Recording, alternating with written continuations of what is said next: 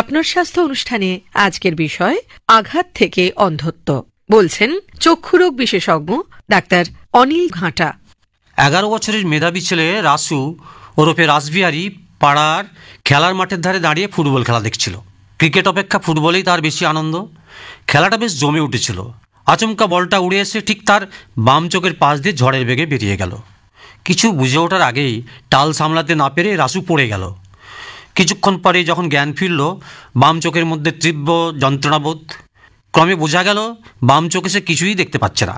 10 mile দূরে ডাক্তারবাবুর কাছে নিয়ে যেতে পরীক্ষা করে বললেন চোখের ভিতরে রক্ত জমেছে। আল্ট্রাসাউন্ড করে দেখা গেল রেটিনা ছিঁড়ে গিয়েছে। ডান চোখটায় তেমন অসুবিধে নেই। আবার মাঝে মাঝে শোনা যায় প্রেমে ব্যর্থ হয়ে আগাপাস্তলা বিবেচনা না করে প্রেমিকের ছোঁড়া অ্যাসিডের প্রত্যাঘাতে কত কিশোরীর চোখে মুখে বিকৃতির সাথে অন্ধত্বের মর্মান্তিক খবরাখবর। আবার খালি চোখে সূর্যগ্রহণ দেখার পরে রেটিনার কেন্দ্রে ম্যাকুলা নামক গুরুত্বপূর্ণ অংশটির ক্ষতের কারণেও দৃষ্টিশক্তি ব্যাহত হতে পারে। খেতে বা খামারে কাজের সময় প্যাকাটি বা ধানের খোঁচা লেগে মারাত্মক ছত্রাকের সংক্রমণ হেতু প্রায়ই অনেকের কর্নিয়া বা চোখটি নষ্ট হয়ে যায়। খেলার সময় বা অজ্ঞতাবশত কলম, পেন্সিল, কাঁচি প্রভৃতির খোঁচা লেগে অনেক শিশুর চোখ নষ্ট হয়ে যায় ঠিকমতো খেয়াল না রাখলে। কামারশালায় কিংবা পথের ধারে ইট ভাঙার সময় শ্রমিকদের চোখের নয়নতারায় লোহা বা ইটের টুকরো ছিটকে ঢুকে সমস্যা নিয়ে তো প্রায়ই অনেককে জরুরি বিভাগে বা চোখের ডাক্তারবাবুদের কাছে আসতে হয়। শব্দবাজি বা বোমা ফেটে চোখের আঘাত তো প্রায়ই মারাত্মক আকার ধারণ করে। হোলি, কালী পুজো বা দেওয়ালির সময় চোখের ডাক্তারবাবুদের বিশেষভাবে সজাগ থাকতে হয় আঘাতজনিত অন্ধত্বের মোকাবিলায়।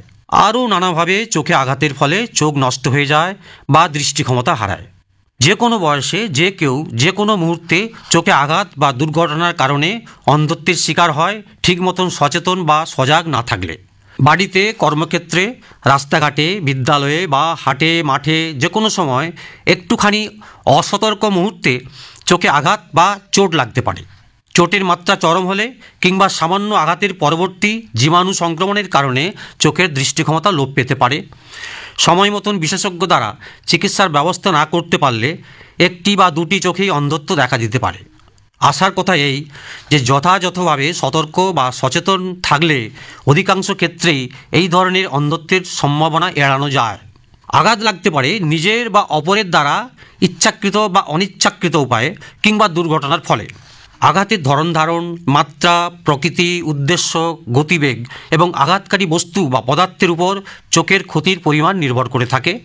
আঘাত পরবর্তী জীবাণু যেমন ব্যাকটেরিয়া, ভাইরাস, পরজীবী বা ছত্রাক হতে পারে। তরল বস্তুর মধ্যে ক্ষার জাতীয় দ্রবণ অম্লের চাইতে বেশি দ্রুত ও মাত্রায় চোখের সর্বনাশ আনতে পারে। মাঠে ঘাটে কাজ করার সময় হঠাৎ উদ্ভিদের শাখা প্রশাখা, পাতা, শস্যদানা, আঠা প্রভৃতি যে কোনো অংশ চোখের সমস্যার কারণ হয়ে দাঁড়ায়। সেসব ক্ষেত্রে চোখের সামনে কর্নিয়া নামক অংশটির ক্ষত ওষুধের দ্বারা নিরাময়যোগ্য নাও হতে পারে। তখন কর্নিয়া প্রতিস্থাপনের প্রয়োজন হতে পারে, যার জন্য উন্নত মেডিকেল কলেজ স্তরে যাবার প্রয়োজন হয়।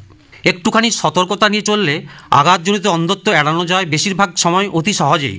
বিশেষ করে মাঠে ঘাটে, বাড়িতে কিংবা কলে কারখানায় কাজকর্ম করা কিংবা খেলাধুলোর সময় সাবধানতা না নিলে যে কোনো মুহূর্তে আঘাতের ফলে চোখের দৃষ্টিক্ষমতা রাসুর মতো চিরকালের জন্য নষ্ট হয়ে যেতে পারে। আবার আঘাতের পরে অন্ধত্ব তৎক্ষণাৎ নাও ঘটতে পারে যথাযথ যত্ন বা পরিচর্যা নেওয়ার ফলে। দেখা গেছে সুতীব্র বা তীক্ষ্ণ আঘাতের বহু বছর পরেও আপাতভাবে ভালো চোখের দৃষ্টিক্ষমতা ধীরে ধীরে নষ্ট হয়ে যেতেও পারে। ফলে মারাত্মকভাবে আঘাতপ্রাপ্ত চোখের নিয়মিত পরীক্ষা করানো দরকার। আঘাতের ফলে কর্নিয়া, লেন্স কিংবা রেটিনার সমস্যাই সাধারণত অন্ধত্বের কারণ হয়ে দাঁড়ায়। আঘাত থেকে মুক্তি পাওয়ার জন্য কোনো রকম প্রতিষেধক বা ভ্যাকসিন দরকার হয় না। সচেতনতা, যথাযথ যত্ন নেওয়া এবং কর্মক্ষেত্রে বা খেলাধুলোর সময় খেয়াল রাখা বা প্রয়োজনে চশমার ব্যবহারই হলো প্রতিষেধকের বিকল্প ব্যবস্থা। মোট কথা, চোখে আঘাত যাতে না লাগে তার জন্য সর্বদা সজাগ থাকা অত্যন্ত প্রয়োজন। তা সত্ত্বেও দুর্ঘটনার কারণে আঘাত এড়ানো সম্ভব না হলে অবিলম্বে বিশেষজ্ঞ চিকিৎসকের শরণাপন্ন হতে হবে। যথাসময়ে উপযুক্ত ব্যবস্থা গ্রহণ করতে পারলে বেশিরভাগ ক্ষেত্রে অন্ধত্বের মোকাবিলা করা সম্ভব। মনে রাখতে হবে, এমনকি সামান্য আঘাতের পরেও ঠিক মতন যত্ন বা পরিচর্যার প্রয়োজন হয়। চিকিৎসকের কাছে নিয়ে যাওয়ার আগে অবশ্য করণীয় ব্যবস্থাগুলি এই রকম: শক্ত বা যে কোনো ক্ষতিকারক তরল পদার্থের অনুপ্রবেশের পর সাথে সাথে পরিষ্কার জলে ঝাপটা দিয়ে চোখটি ধুয়ে ফেলতে হবে। চোখের পাতার উপরে বা ভিতরে নোংরা লেগে থাকলে তা ধুয়ে ফেলতে হবে। অ্যাসিড, ক্ষার বা কীটনাশক পদার্থের সংস্পর্শ ঘটলে প্রচুর পরিমাণে জল ঢালা যত তাড়াতাড়ি সম্ভব। চোখের পাতা বা অন্যান্য অংশ কেটে বা ফেটে গিয়ে রক্তক্ষরণ ঘটলে পরিষ্কার কাপড়ের টুকরো ভাঁজ করে চেপে রাখতে হবে। তারপর যত তাড়াতাড়ি সম্ভব চক্ষু হাসপাতালে নিয়ে যেতে হবে। মনে রাখতে হবে, সময় মতন ও সঠিক চিকিৎসায় আঘাতজনিত অন্ধত্বের অনেকখানি মোকাবিলা করা যায়।